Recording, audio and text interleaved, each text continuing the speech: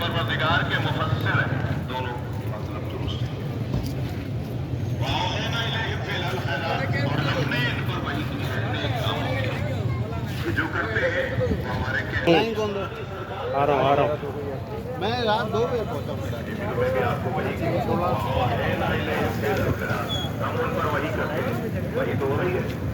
ये कौन सी वही होगी वही पुरानी सरकार पे खत्म हो गई सरकार के बाद को आज जो वही पुरानी है वो सरकार पे तमाम हो गई मगर वही बयानी उस पर आएगी जो अल्लाह के वजूद का बयान है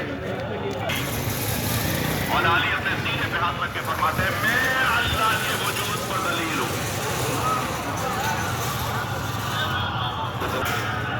मैं अल्लाह के वजूद पाने बहुत मेहनत करते हैं सूफिया बहुत मशक्कत करते हैं अल्लाह को समझने में और मोहब्बत करने में और इरफानियात से जुड़े हुए औलिया और शख्सियात मगर सबको एक जगह जमा करते हैं सबको एक जगह जमा करते हैं आपके लिए मुझे माफ कीजिएगा मैं अपने दिल को समझता हूँ अगर कोई अल्लाह का वली रहता है हम अल्लाह को अल्लाह से समझते हैं कहाँ समझते हैं गर्दिश से समझते हैं सूरज की गर्दिश की हैसियत है यानी हमारी गिलास तो देखिए कितनी छोटी है हमारी सतह तो देखिए कितनी नीचे की है हमारी जो सतही है ना क्या तो मौसमों के बदलने से अल्लाह को समझते हैं लिहाजा नज़्म फलासफा बेतुकी है ये मुनासिब है अगर बेतुकी हो तो इस पूरी कायनात में नज़्म बताता है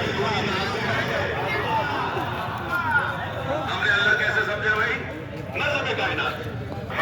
इसे हमने कायनात के नज़्म से समझा निकलने में जो टाइम बता दिया गया उसी पे नहीं करता गुरूब करने में जो टाइम बता दिया गया अल्लाह को समझने के लिए ये गिलास है ये मेरी गिलास है हम तो ऐसे ही समझते हैं मगर जब अली बात करेंगे अच्छा मैं अपने मजमून पर हूँ इसलिए कि इमाम सज्जाद ने जब सलवात पढ़े मोहम्मद इलाहाबाद मुझे भी इजाजत दे मैं इन लकड़ियों के ढेर पे जाऊं वअतकल्लमू बिकलिमातिन लिल्लाहि फीहिन्न रिदा व लिहाउलाइल जुलसा फीहिन्न अज्रुन व सवाब और इन सुनने वालों के लिए अज्र व सवाब है मेरे मौला ने दरबार शदीद में बैठे हुए मेरे जो रोजाना आने वाले दोस्त हैं वो जानते हैं कि खुतबा शरह खुतबा इमाम सज्जाद पर कुछ गौर मैं वो बात करना चाहता हूँ बैठे में इनके लिए वो जो अज्र व सवाब है ये जो हजरत ने फरमाया ना इनके लिए बेदुल सवाब है खतीब और सामे के दरमियान हम आहंगी ना हो अगर खतीब सामे को और सामे खतीब को जानता और पसंद न करता हो तो वो बात ही नहीं कर पाएगा मेरे मौला ने यजीद के हिमायतियों को अपना हिमायती बनाने के लिए भाई सलमान पढ़ेगा मोहम्मद वाले पहले तो थोड़ी सी तवज्जो बढ़ाएं हजरत ने क्या फरमाया ए यजीद मुझे भी मौका दे कि मैं इस लकड़ी के ढेर पर लकड़ियों के ढेर पे जाकर खिताब करूं میرے مولا سجاد نے فیصلے ممبر پہ بیٹھ کر اہل بیت کے خلاف میرے مولا نے آواز کہا ہے، ممبر نہیں کہا۔ جبکہ یزید نے جب آواز دے کر لوگوں نے کہا کہ میں موقع دے دیا، اللہ ابی سفیان یہ اس وقت تک نہیں اترے گا جب تک مجھے ذلیل نہ کر لے۔ میرے مولا نے فرمایا مجھے بھی موقع دو، میں لکڑیوں کے ڈھیر پہ جاؤں، لکڑیوں کا ڈھیر۔ فیصلہ ہو گیا، فیصلہ ہو گیا۔ ممبر بہت مقدس جگہ ہے، طے کرے کہ ممبر پہ بیٹھ رہا ہے یہ لکڑیوں کے ڈھیر پہ۔ اگر کیا خاص قاعدہ ہے، فارمولا کیا ہے، مرزا صاحب بیٹھیے گا۔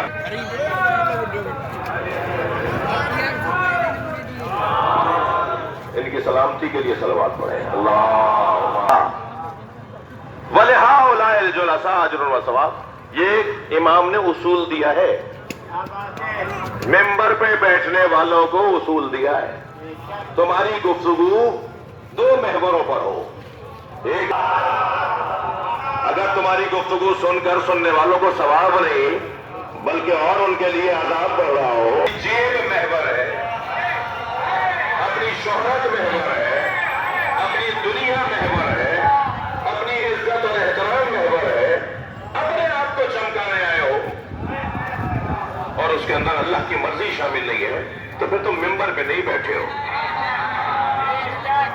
پھر اگر ایسے اس کو الٹا کر لیں تو پھر یہ ممبر نہیں اور لوگوں کے جو خاطب میرے مولا نے فرمایا ایھا الخاطب، اے پکنے والے۔ ہاں مولا سجاد کے جملے ہیں بھائی۔ امام نے یزید کے دربار میں جو خطاب کر رہا تھا اسے خطیب نہیں کہا، واعظ نہیں کہا، مقرر نہیں کہا، یہ سب عربی زبان کے لفظ ہے۔ فرمایا ایھا الخاطب، اے بکنے والے، اے بکنے والے، مجھے بھی موقع دیں۔ یہ فیصلہ کر رہے ہیں حضرت کے ممبر پہ بیٹھنے والے دور حکومت میں ہر زینے پہ قدم رکھتے رکھتے وہاں جا کے بیٹھے جہاں سرکار بیٹھا کرتے تھے، تو مجمع میں سرگوشیاں شروع ہو گئی، آپس میں کان میں لوگ بات کرنے لگے۔ ممبر کے ساتھ حضرت عمار یاسر تشریف فرما تھے، مولا علی کے دفتردار تھے، مولا علی کے سیکرٹری تھے، مولا علی کے منشی تھے، مولا علی کے حق پر ہو سرکار جس زینے پہ بیٹھتے تھے آخری زینے پہ سب سے اوپر سرکار بیٹھتے تھے۔ حضرت کی رحلت کے بعد جب حکومتیں بنی، جب مسائل جو آپ کے سامنے، ایک حاکم شخصیت، ایک زینہ نیچے، نبی کے برابر میں کوئی نہیں بیٹھا، نبی کی جگہ کوئی نہیں بیٹھا، پھر ایک اور زینہ، پھر ایک اور زینہ، پھر ایک زینہ، اب تو آخری رہ گیا تھا۔ شاید سب سوچ رہے تھے علی وہاں بیٹھیں گے، مگر علی مولا نے سب جگہ پیر رکھے، قدم رکھے، پیر رکھ کے تو چڑھیں گے،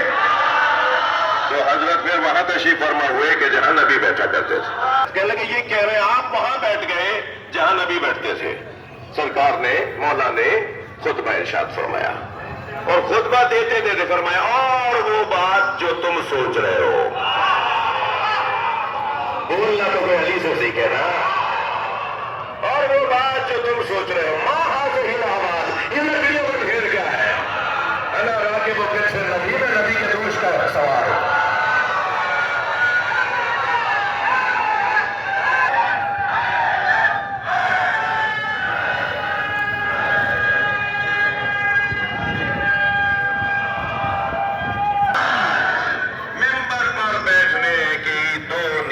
ہونا چاہیے۔ میں آپ کے توسط سے خطبہ اور واعظین اور مقررین کے لیے ظاہر ہے آگے بیٹھ کر مجلس سننے کی عادت۔ آج مجھے دوستوں نے بتایا کہ یہ 20واں خمسہ ہے۔ ایک صاحب کہنے لگے اس خمسے میں اتنا مجمع، اس پر بانیان کی بھی محنت ہے اور اس فقیر کا بھی کوئی گوڑ ہے۔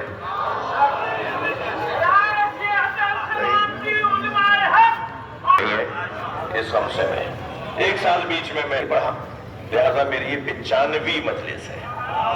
نشست کے اوپر ہاتھ رکھ کر کیا پڑھتے ہیں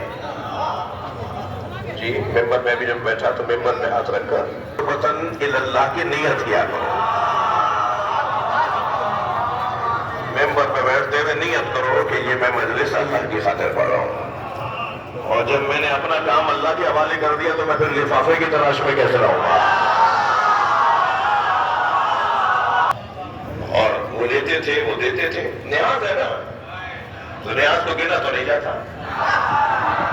نیاز پہ باتیں تو نہیں ہوتی، نیاز ہے، نیاز ابھی آپ نیاز کریں گے ایسے ہی پڑھنے والوں کو بھی نیاز دی جاتی ہے، تو نیاز تو کوئی کاروبار نہیں ہے نا۔ اگر میں نے یہاں پر مجلس کی تو آپ سے مائک کی بند کروایا تھا جی، آپ پہ اتنا خیال ہے مجھے، آپ کو مسترد نہیں دیکھ سکتا، میرے قبیلے کے لوگ میرے خلاف میسج چلا سکتے ہیں،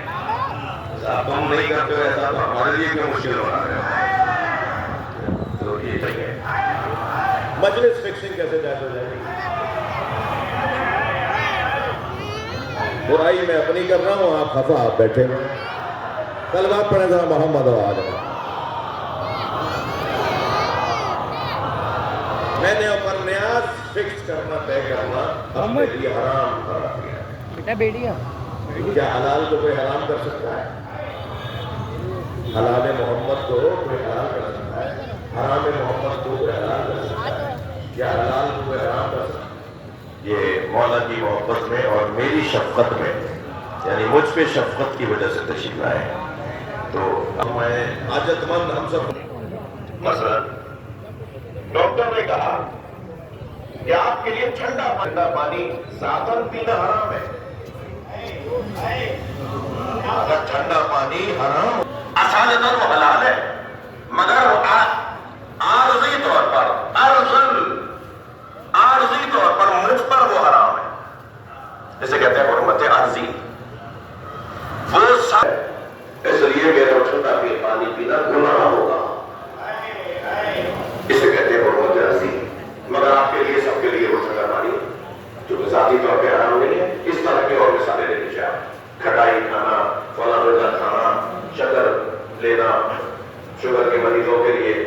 یہ سگار نوشی، 50 چیزیں ہیں جو ایک کے لیے حلال اور ایک کے لیے حرام، تو جو ایک کے لیے حلال ہے اور ایک کے لیے حرام ہے وہ حرمت عارضی رکھتا ہے۔ میں تو طے کر سکتا ہوں نا کہ ان پیسے کی خاطر، اس نوٹ کی خاطر، اس دنیا کی خاطر میری روحانیت میں کوئی فرق پڑ سکتا ہے، میری زبان میں اثر نہیں رہے گا، یہ تو میں جانتا ہوں اپنا مسئلہ کہ کون سی چیز میرے لیے نقصان ہے، تو پھر مجھے اختیار بھی ہے کہ میں جو نقصان دہ چیز کو طے کر لوں، ممبر پہ بیٹھ لے کر تو امام نے طے کر دیا نا کہ ممبر پہ بیٹھ ایک سننے والوں کے لیے جو ثواب کرو، تو میں گیا ممبر پہ بیٹھنے والا قائد اور خطیب نہیں ہوں، امام نے فرمایا مجھے بھی موقع دو تاکہ میں لڑکیوں میں پھیر کر جاؤں اور وہ مجھے موقع ملے تو لوگوں نے ہمارے کھڑے انہیں موقع دو تاکہ ہم بھی کچھ سنیں، کہنے لگا نہیں میں انہیں موقع نہیں دے سکتا، اگر میں نے انہیں موقع دے دیا تو مجھے دلیل کیے بغیر اٹھنے گئے، اور کہنا نہیں جانتے انہو من اہل بیت، یہ اہل بیت میں سے ہے، قد ذقوا العلم ذقا، انہیں ماں کی گود میں علم پڑھایا جاتا ہے۔ امام بھی تو یہی چاہتے تھے نا، بتا کس کو گرفتار کر کے لایا ہے، خود اپنی زبان سے بتا دیا یہ اہل بیت، ان کے بڑوں کے ساتھ کسی کا مقابلہ نہیں ہو سکتا، اور ان کے بچوں کی بجایا جاتا ہے، یہ تڑپا کے بلند صلوات کے ساتھ ایک مولا نے ایک مرتبہ بولنا شروع فرمایا، پہلا جملہ جو حضرت نے فرمایا الحمدللہ، 6 جملے، ان 6 جملوں میں پہلا جملہ لیسا لأولیتہ ابتداء ولأزلیتہ انتظام، مولا امام مولا علی اللہ کی بارگاہ میں اللہ کی معرفت میں جس کی اولیت کی ابتدا نہیں ہے،